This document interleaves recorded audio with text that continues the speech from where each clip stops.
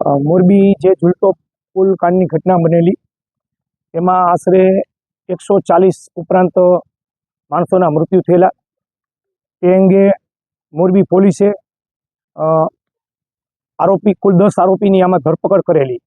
IPC કલમ 304, 337, 338, 308, 279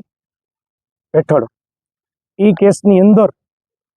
chargesheet નામદાર કોર્ટમાં ફાઇલ થઈ ગયું છે પોલીસ દ્વારા, અને આગામી સુનાવણી ચાલુ હતી. તે દરમિયાન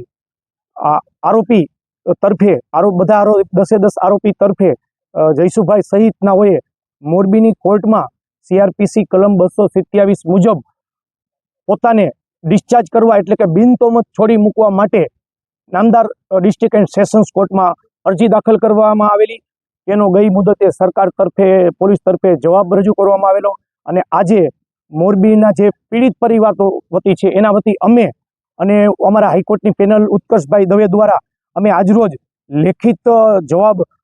કોર્ટમાં રજૂ કરી દીધેલ છે આરોપીઓને ડિસ્ચાર્જ નહીં કરવા બાબતે.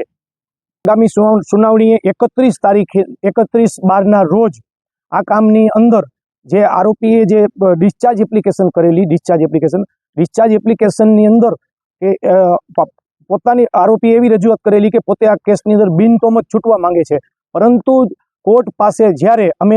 આજે વિક્ટિમ એસોસિએશન વતી એવો જવાબ ફાઇલ કર્યો છે કે જ્યારે કોર્ટ પાસે પૂરતો પ્રાઇમા ફેસી એવિડન્સ પર્યાપ્ત હોય ત્યારે કોઈ પણ